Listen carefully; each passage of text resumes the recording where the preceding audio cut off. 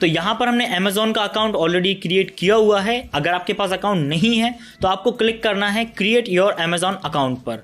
जैसे ही आप क्लिक करेंगे तो आपके सामने कुछ इस तरह से एक फॉर्म आता है जहाँ पर आपको अपना name, mobile number, email address और पासवर्ड डालना होता है।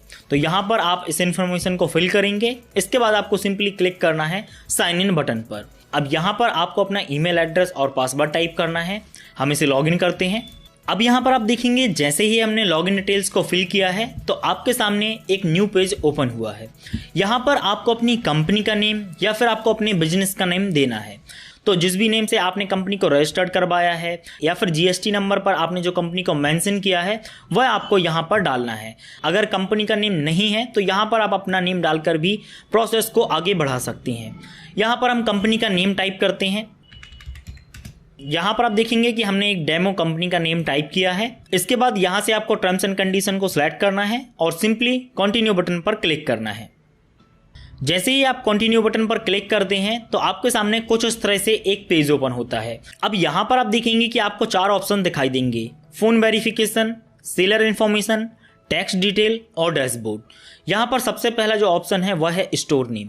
स्टोर नेम क्या होता है कि जब भी आप प्रोडक्ट को सेल करेंगे तो वहाँ पर प्रोडक्ट के ऊपर एक स्टोर नेम दिखाई देता है। तो यहाँ पर आपको अपने स्टोर का एक नेम देना होता है। आपको बस यह चेक करना है कि जो आप स्टोर का नेम दे रहे हैं वह ऑलरेडी पहले किसी ने यूज़ किया है या नहीं। तो यहाँ पर हम किसी डेमो स्टोर नेम को यूज़ करते हैं। यहाँ पर आप देखेंगे कुछ इस तरह से हमने डेमो स्टोर नेम क्रिएट किया है। आपको सिंपली चेक बटन पर क्लिक करना है। तो यहाँ पर आप देखेंगे कि हमारे सामने एक एरर आई हुई है क्योंकि इस स्टोर नेम को ऑलरेडी कोई यूज़ कर रहा है। तो यहाँ पर हम कुछ और इसमें चेंजेस करेंगे और कुछ इस तरह से हमने स्टोर का नेम क्रिएट किया है। अगेन हम इसे चेक करेंगे तो यहाँ पर आप देखेंगे स्टोर नेम इज अवेलेबल। तो हमने फाइनली स्टोर नेम को सिलेक्ट किया। इसके बाद आपको बतानी होती है कैटेगरीज कि आप किस कैटेगरी में डील करना चाहते हैं। आप चाहें तो आप मल्टीपल कैटेगरीज को भी सिलेक्ट कर सकते हैं, बट यहाँ पर आपको एक मेन कैटेगरी बतानी होती है। तो यहाँ से हम सिलेक्ट करते हैं कंप्यूटर एंड एसेसरीज पर। हमने इस कैटेगरी को सिलेक्ट किया है। नेक्स्ट ऑप्शन आपके सामने आता है एड्रेस का। तो यहाँ पर आपको एड्रेस डालना होता है। यहाँ पर आप देखेंगे इसने बाय डिफॉल्ट एड्रेस को लिया हुआ है क्योंकि जब हमने अमेजोन का अकाउंट क्रिएट किया था तो वहाँ पर हमने एड्रेस को दिया था। अगर आप चाहें न्यू एड्रेस को देना तो यहाँ से आपको क्लिक करना है ऐड अ न्यू एड्रेस पर। जैसे ही आप क्लिक करेंगे तो आपके सामने pin code, address line 1, address line 2, city, state और कंट्री को आपको सिलेक्ट करना है। तो यहाँ पर हम इस एड्रेस को यूज़ करेंगे। अगर आप कोई न्यू एड्रेस देना चाहते हैं तो यहाँ से आप दे सकते हैं। सिंपली आपको कंटिन्यू बटन पर क्लिक करना है।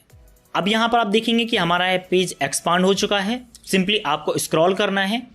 नीचे अगर आप आएंगे तो यहाँ पर आपको 3 ऑप्शन दिखाई देते हैं: fulfilment bye Amazon, Amazon easy ship और सेल्फ शिप। अब यह बहुत ही ज़्यादा इंपॉर्टेंट है।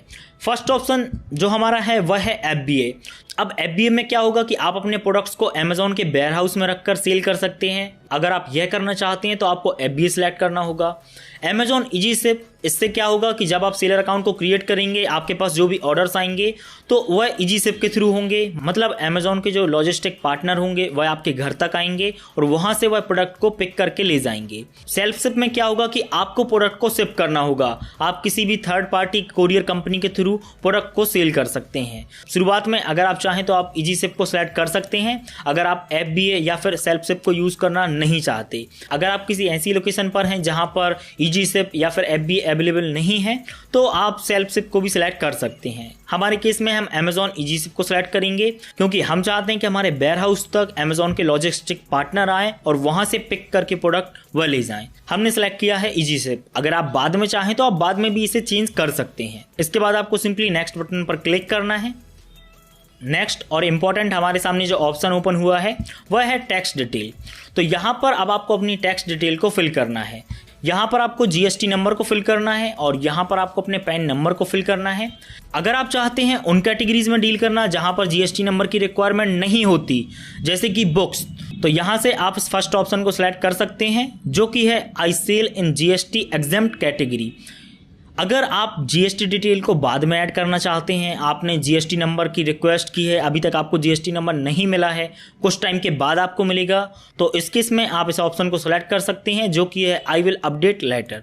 बट आप जब तक जीएसटी नंबर को अपडेट नहीं करेंगे तब तक आपका अकाउंट एक्टिव नहीं होगा। तो यहाँ पर आपको जीएसटी की डिटेल को फिल करना है। आप चाहें तो बाद में डैशबोर्ड से भी इसे फिल कर सकते हैं। तो हम आगे डैशबोर्ड से इसे फिल करेंगे। आपको सिंपली नेक्स्ट बटन पर क्लिक करना है। यहाँ पर आप देखेंगे फोन वेरिफिकेशन कंप्लीट हो चुका है, सेलर इन्फॉर्मेशन कंप्लीट हो चुकी है और टैक्स डिटेल कंप्लीट हो चुकी है। नेक्स्ट और लास्ट हमारे सामने जो ऑप्शन आता है वह है डैशबोर्ड का। अब डैशबोर्ड में आपको करना क्या है, सबसे पहला आपके सामने ऑप्शन है प्रोडक्ट टू सेल। तो यहाँ से आपको उन प्रोडक्ट को सिलेक्ट करना है जिसे आप सेल करना चाहते हैं, बट इसे हम करेंगे मेन डैशबोर्ड से। इसके बाद आप देखेंगे आपको शिपिंग फीस की डिटेल भरनी होती है कि आप पर्टिकुलर प्रोडक्ट पर कितनी शिपिंग फीस लेना चाहते हैं।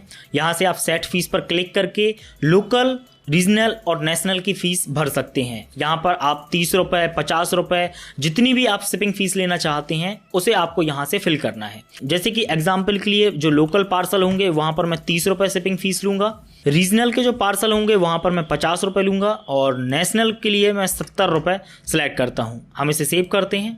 इसके बाद नेक्स्ट बैंक डिटेल्स हैं। तो यहाँ से आपको अपनी बैंक डिटेल को फिल करना है। यहाँ पर आपको नेम टाइप करना है। यहाँ से आपको अपना अकाउंट सेलेक्ट करना है कि वह सेविंग अकाउंट है या फिर करंट अकाउंट है। यहाँ पर आपको अपने अकाउंट का नंबर टाइप करना है और अगेन आपको अकाउंट नंबर टाइप करना है। अगर आपके पास IFSC कोड है तो यहाँ से आप यस पर क्लिक करके IFSC कोड भी फिल कर सकते हैं। अगर आपके पास नहीं है तो आप चेक भी कर सकते हैं बैंक को टाइप करके। नेक्स्ट ऑप्शन आप देखेंगे अगेन आपके पास आ चुका है जीएसटी नंबर का। क्योंकि हमने जीएसटी नंबर को फिल नहीं किया था तो यहाँ पर आपको जीएसटी नंबर को फिल करना है और पैन नंबर को फिल करना है। अगर आप इस इन्फॉर्मेशन को फिल नहीं करेंगे तो जो आपका अकाउंट है वह लाइव नहीं होगा। नेक्स्ट ऑप्शन आपके सामने आता है प्रोडक्ट टैक्स कोड का। देखिए आपको बताना होता है कि जो आपके प्रोडक्ट्स हैं वो किस टैक्स कोड की कैटेगरी में आ रहे हैं। जैसे कि मैं इलेक्ट्रॉनिक्स में डील करता हूं, हमारे जो मैक्सिमम प्रोडक्ट्स हैं उस पर जो टैक्स होता है वह 18% होता है। ज्वेलरी पर जो टैक्स होता है वह 3% होता है। तो आप गूगल भी कर सकते हैं कि आपके जो प्रोडक्ट्स हैं उस पर कितना टैक्स है, आप यहाँ से बता सकते हैं। जैसे कि यहाँ पर मैं सेलेक्ट करता हूँ 18%।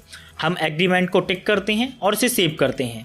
आप जिस भी फील्ड को फिल करते जाएंगे उसके सामने आपको एक ग्रीन टिक शो होगा। इसके बाद आपको सिग्नेचर को फिल करना होता है। तो यहाँ पर अगर आप चाहें तो आप सिग्नेचर माउस के माध्यम से भी क्रिएट कर सकते हैं। अगर आपने ऑलरेडी क्रिएट किए हुए हैं तो आप यहाँ से उसे अपलोड भी कर सकते हैं।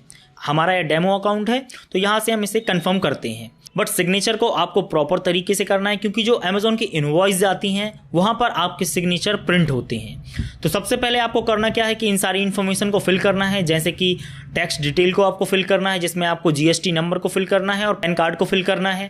तो यहाँ से आप जैसे ही इस इन्फॉर्मेशन को फिल करेंगे, सारी इन्फॉर्मेशन जैसे ही आप फिल करेंगे तो यहाँ पर ग्रीन का टिक दिखाई देगा, मतलब हमारी ऑलमोस्ट इन्फॉर्मेशन फिल हो चुकी है।